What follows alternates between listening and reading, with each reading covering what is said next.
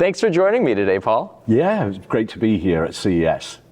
As we start the CES and as we start the new year, I'd love to learn more about some things that you're excited about and trends that are keeping you up at night. Well, it's really interesting you ask about trends and predictions. There are two kinds of people when it comes to trends.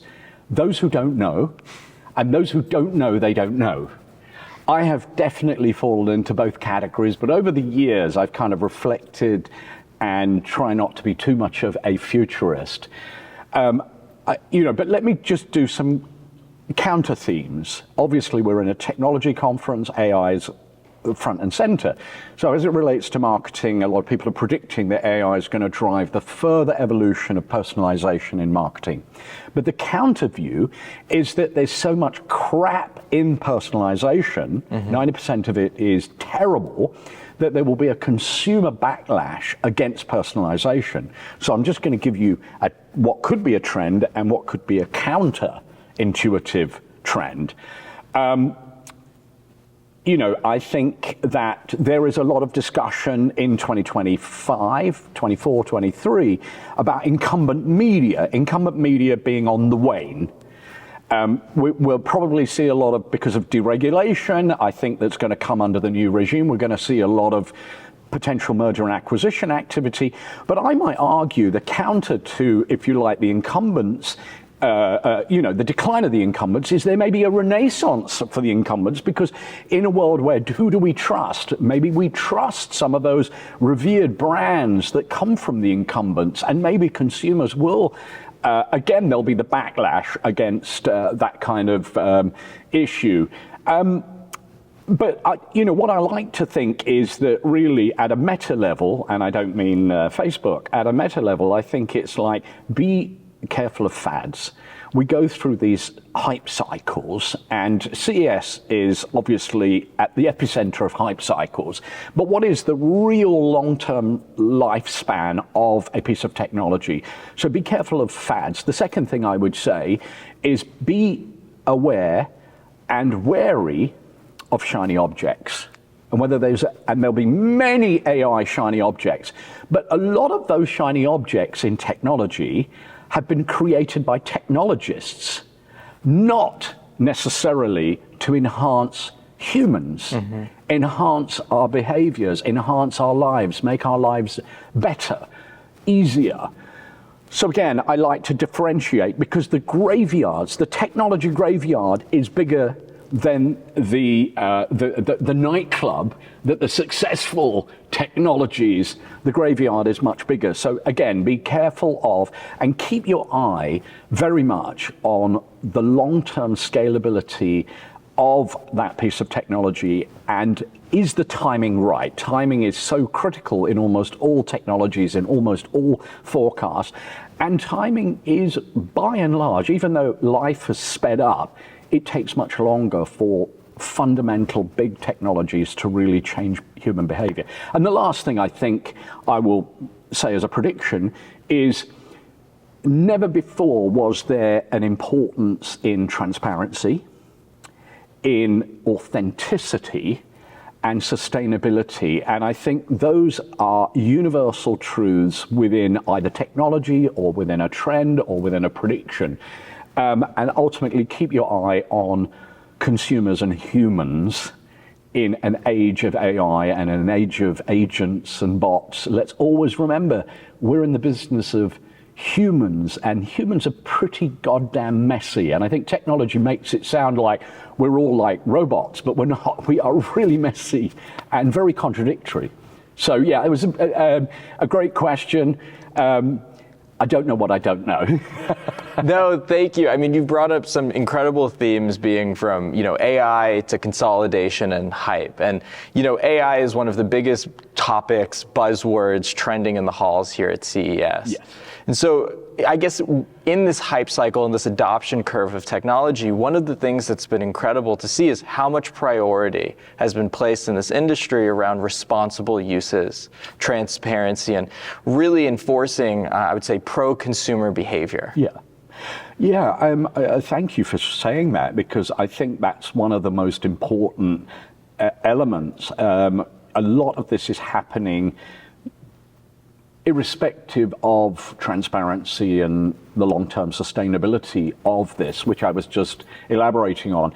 So I think, again, it is behoven on all of us when we're looking at these technologies. Some of them are going to be incredibly invisible. A lot of, obviously, AI technologies will be invisible, but even the invisible needs to be, in some ways, transparent. Is it protecting privacy? Is it actually legal? Is it the copyright issues around AI are huge? I mean, we've got lawsuits, we've got some major media groups throwing their all in, like the Dow Jones Group and Wall Street Journal are in with OpenAI, and they think they're going to learn from it. And of course, probably got $200 million that they dropped straight to the bottom line. And the counter to that is the New York Times is obviously going to be suing and protecting and guarding its copyright. So we've got, again, some of these forces that are running almost counter to each other. But I think it's good because we need those checks and balances. Yeah. You need the checks and balances in this broad topic. But I think what we also forget is that AI is obviously going to be pervasive across everything in life. And when we talk about AI's impact within marketing and media, it's just the subset of the subset. Yeah. So it's kind of interesting to kind of also be human and think about maybe the great things that AI can do to enhance humanity and life, but also the incredible dangers, and ethics is going to play such a huge part in it. It was wonderful. My son's at college, and one of the courses he did was AI and ethics, which I said I was so blown away, because I said, we're going to need more of you sitting in Google, more of you sitting in Meta, more of you sitting in OpenAI, because the ethical issues are going to be absolutely profound. No question. I guess I'm curious. It feels like AI is a next chapter in a broader conversation around, especially in marketing and advertising, the relationship between technology and creativity. Yes. And I'm curious from your point of view, where you see that relationship evolving. It's a huge topic. To set a bit of context, I think as media professionals, AI has been just a part of our day-to-day digital marketing ecosystem. A lot of it is hidden in plain sight, with all our platforms, with our programmatic technologies, with algorithms, with obviously the way that we target consumers and everything else. And on the media side, I think we become more and more sophisticated. A trend and a counter trend might be personalization. So in a world where obviously every one of us is different, and there is this, I can understand the psychological and or business idea that the more I personalize a message to you, the more I'm likely to engage with you to elicit either behavior change or a specific action. So that's been happening quite a bit. But the problem is that the creative imperative has lagged. So a lot of the creative AI work has been very low funnel. It's been very obvious. It's been very performance driven. Performance being, how do I elicit a quicker cost per action, or a cheaper cost per action and a specific response. So it's tended to be the direct marketing model of, testing multiple, and you can AI that. I think it's pretty goddamn clumsy, because it's still because it's raining outside and you served me an ad that says, oh, it's raining outside. We were doing that 30 years ago. So how are we getting really sophisticated in understanding? But really to then take it to the next level, I think there is a misconnect between, the ecosystem of creatives today and their willingness and their ability and their savviness to have technologists, data scientists, agents sitting side by side to actually enhance the creative delivery. There was quite a bit of controversy. A couple of ads were made recently in the last quarter. One particularly that polarized opinion was Coca-Cola created a global spot, with the polar bears and ran globally.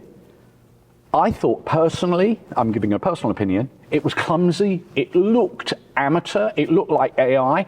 Those trucks that were going down the road, I mean, I think they could have gone to a CGI studio and made it look better.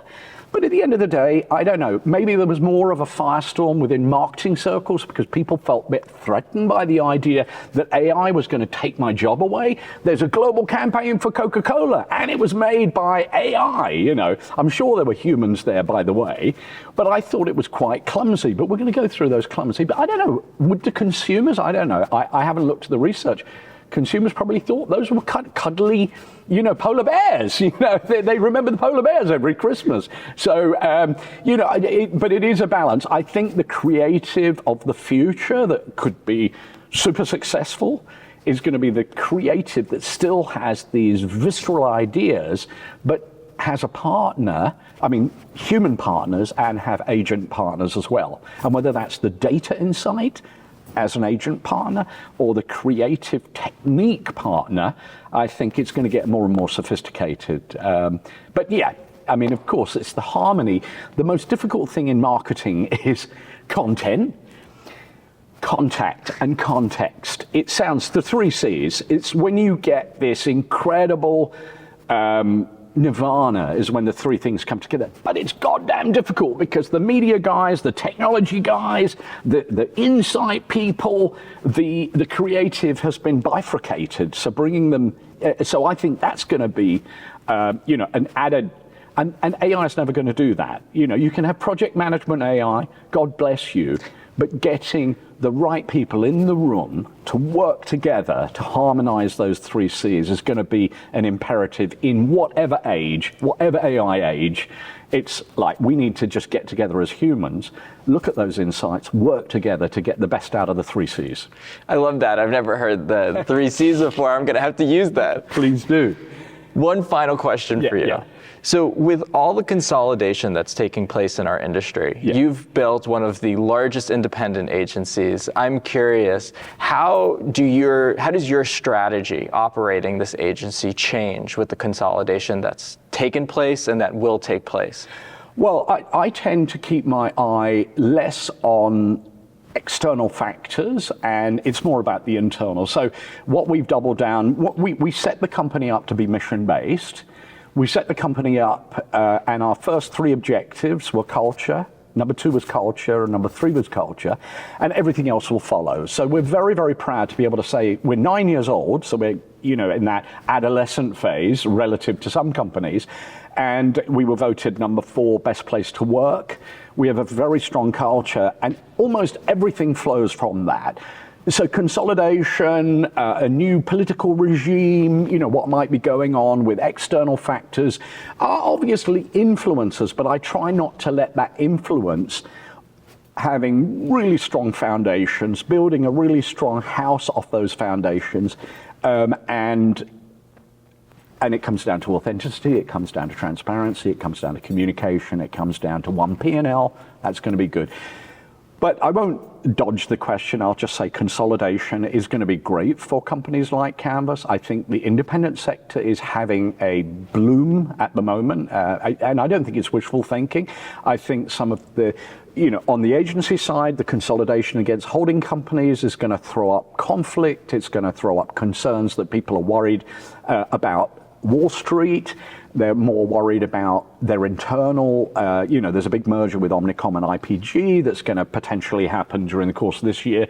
I don't wish that on anyone. I mean, it is going to be a bit of a, you know, a bun fight between all of that. But who might be the losers in that? Brands. And obviously brands need trusted long-term partners who really are looking after their best interest, will always do the right thing for the brand, for the success of the brand, for the outcomes of the brand, rather than, I think quite often, you know, brand marketeers can be quite cynical and they can say this consolidation is really serving the other party rather than me. So, there's also going to be consolidation. I think the deregulation that will happen this year will affect, obviously, big media, but it could obviously mean that there'll be more M&A activity. But I also think, a lot of people are talking about deregulation as well.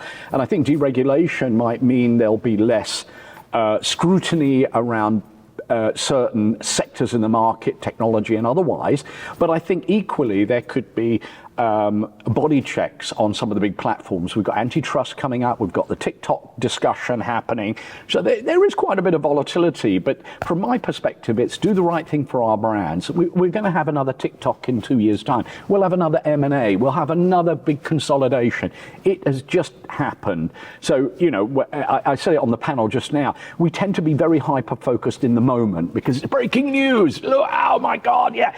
You know what, there's breaking news yesterday, there was breaking news a year ago, there was breaking news, there was a regime change in the administration 4 years ago versus, 8 years ago. And we all think like today is the most important moment. This is the pivotal moment in business. No, it's just a continuation of life and change. But look, the last thing is adapt or die. You have to adapt as well. So I think I'm not naive to think that we as an organization have to adapt to consumer behaviors in the marketplace. And I think that's being a part of in the flow and in the flow of change and just not even believing that change is going to happen at a certain point. It's just constant and present. So I say jump into the flow of change because change is just around us all the time. No, I really appreciate that, and that really resonates with me. I think the common theme I've seen behind some of navigating disruption, uncertainty, has always been a strong culture first, and everything will follow. Yeah, and I think you can just see it in almost the most successful companies. They have very, very strong cultures. They have consistency. Yeah, I mean, CEOs may come and go, but they hold very true to what is inherent in there. They are very principled. They have a North Star, and I think that's the first thing. And I think we all want to work for companies that have that essence. We want to work for leaders who, by the way, are also very less hierarchical. I think we're going to see, the most interns holding a CEO to account rather than the other way around, rather than this kind of top down. I think it's becoming flatter with the new generation. But of course, the new generation, in the way that they consume brands, consume media, but also the places they want to work, have those principles. Despite all this technology, still a very human problem. Exactly. We are humans, and until one day we are robots and our brains are implanted into a cyborg, we're going to be messy humans. And I think the more that we kind of understand how technology and humanity come together, whether it's an individual and an agent or more generally, I think that that's the optimist in me says that they will be great partners. But again, beware of fads, beware of shiny objects. Well, thank you so much for joining me, and thank you again for your time. Oh yeah, no, it's a great pleasure to be here with you guys and CES.